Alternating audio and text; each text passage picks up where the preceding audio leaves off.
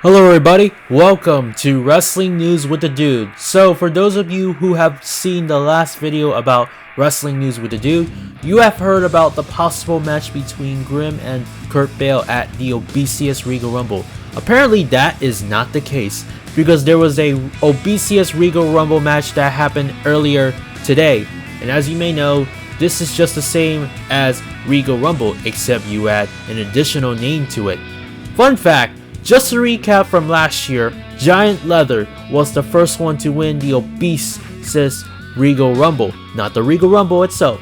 I just want to clarify that both Obestest Regal Rumble and Regal Rumble have the same rules but different name.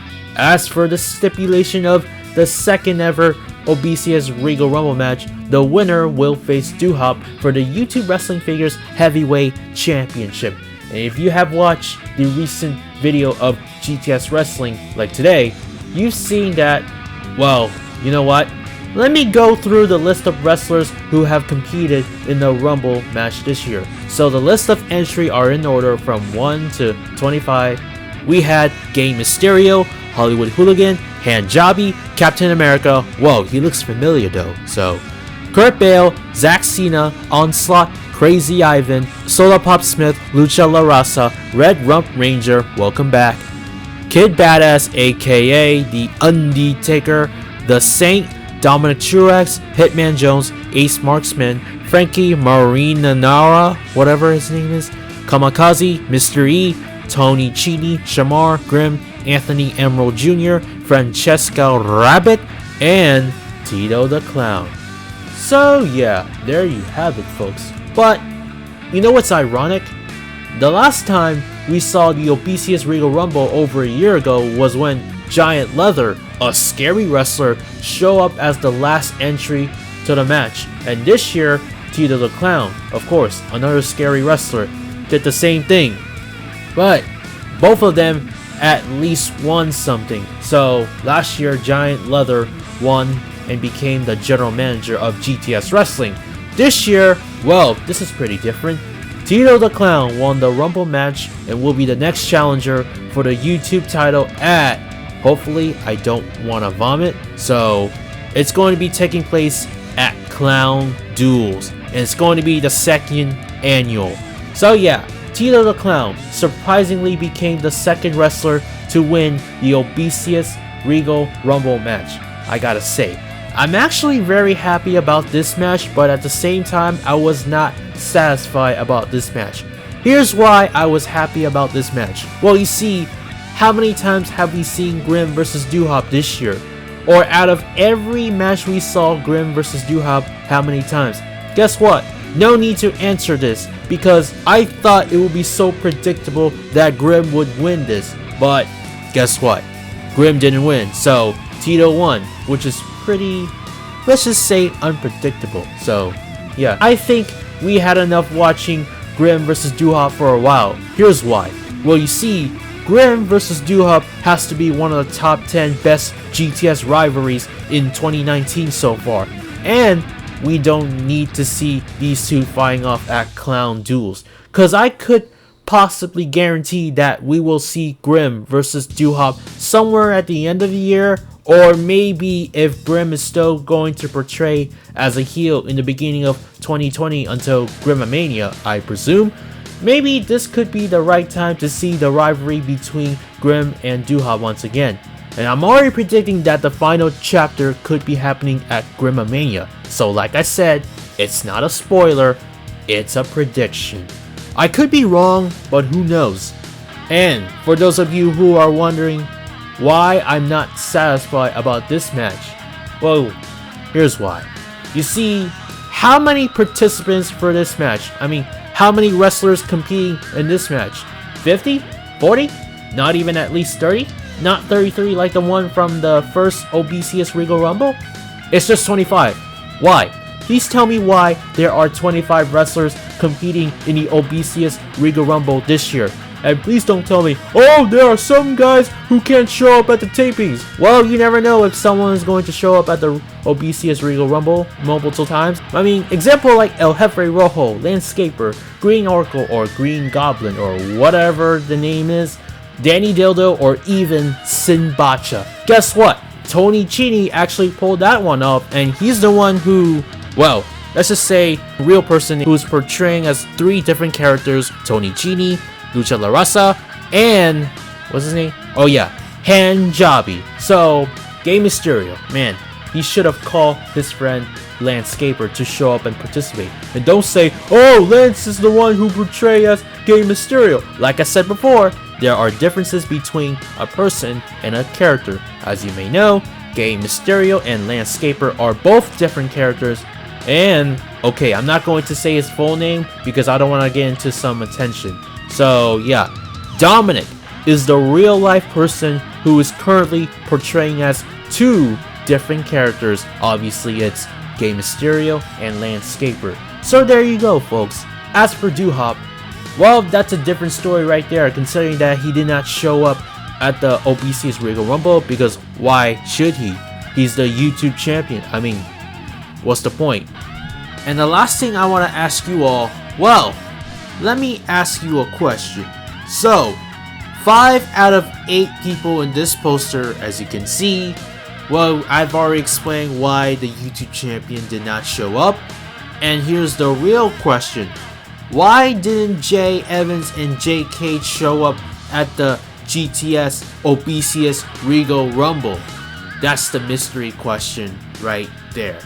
So, yeah, anyways, at Clown Duels 2, we will see Duhop versus Tito the Clown for the YouTube Wrestling Figures Heavyweight Championship. Let's move on to Wednesday Night War.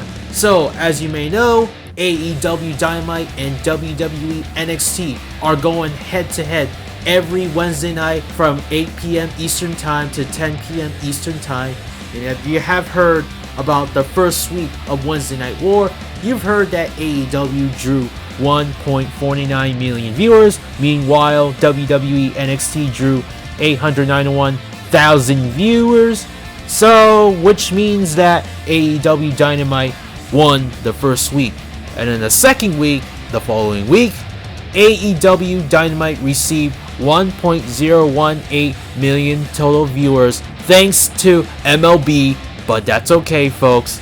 NXT drew 790,000 total viewers, and it means that AEW Dynamite won. You know what? Let's talk about what happened on the second week of Wednesday Night War. So I'm not going to go through all of the explanation of what happened at WWE NXT, but I'll just say what happened, like the highlights. So Lio Rush became the Cruiserweight Champion, or the NXT Cruiserweight Champion, which is now being renamed, after he defeated Drew Gulak with his final hour frog splash, paying his homage to the late great Eddie Guerrero.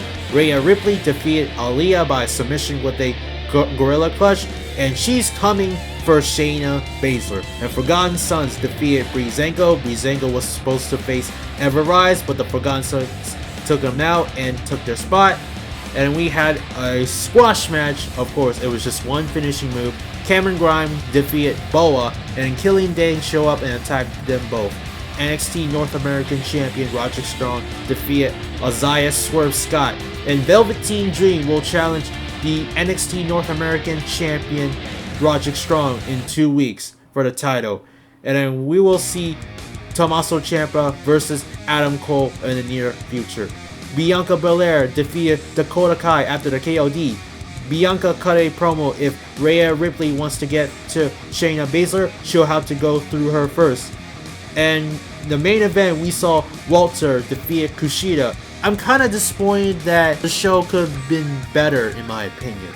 I mean, NXT is a great show, but it's just that it doesn't seem to have a lot of hype, in my opinion. But the only problem is that we need to build up some good promos to build up some great stories. And also, I think we should stop doing this squash match, I suppose. And next, let's talk about AEW Dynamite, the second episode.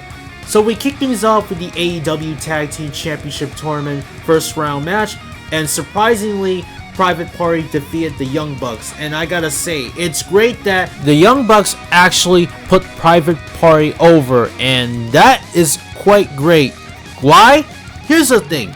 The Young Bucks have already accomplished mostly everything in professional wrestling. There's no need to win the AEW World Tag Team Championship, right? Because they're the executive vice president, and they want to make tag team division more relevant. So yeah, I'm surprised they're not like the guys who's gonna bury shovel styles unlike some other companies. But yeah, it's great that the Private Party gets to move on to another round. And then Chris Jericho cut a promo with his new team, the Inner Circle, and he also declared that "We the People" chants were a bad idea from bad creative and it's dead and buried. And yeah, talking about taking shots at the WWE, and I gotta say, that is pretty hilarious. And Chris put down the Rhodes family, saying that he thought Dusty Rhodes was a jerk and Dustin Rhodes is a moron he's going to beat up later tonight. And then we had a #1 contender match for the AEW World Championship. Darby Allin defeated Jimmy Havoc, and that match was pretty good. And we had Rio and Dr. Britt Baker defeat Emi Sakura and Bea Priestley. To be quite honest, I think the women's division in AEW could have been better, although the NXT women's division is a lot better in my opinion. I think one of the things that AEW needs to fix is the women's division. And we had Jon Moxley defeat Shawn Spears. Pac sat on the commentary, and after the match, Kenny Omega showed up with a barbed wire baseball bat and a barbed wire broom. Wow, that's pretty cool. So we were seeing these two staring down. Of course, that bastard had to ruin this awesome moment. So we had a main event with Chris Jericho and Sammy Guevara versus Dustin Rhodes and Hangman Adam Page. A team of Chris and Sammy won after Chris pinned Dustin with the Judas effect after the interference from Jake Hager. Jake and Adam fought to the back, leaving Chris and Sammy to beat down Dustin 2-on-1 assault. And then the lights went out. Cody makes the save and took out Sammy with the crossroad. But then, with the attacks by Santana and Ortiz, MJF showed up with a steel chair, teasing that he would turn his back on his best friend, Cody. But nope, he decided to attack one of the members of the Inner Circle. Chris then knocked MJF out. The Young Bucks had to make another save. Chris tried to leave with the AEW title belt over his head, but then Darby Allin showed up out of nowhere, skateboarded down the ramp and attacked him. So the babyface stood tall at the end of the night, and then Chris told Darby that next week will be his funeral. We will see these two fighting off for the AEW World Title match, and it's going to be a street fight. I gotta be honest, this second episode of AEW is triple times better than the first episode of AEW in my opinion. Although, this has a lot of hype than NXT. Sorry, but I still love NXT. And let's see how the third episode goes. So that's all I have for today, folks. So with that being said, thanks for watching. Don't forget to like this video, leave a comment, subscribe for more content, and join the notification squad by tapping that little bell so you don't want to miss the latest upload on this channel. As always, goodbye, peace, and good day.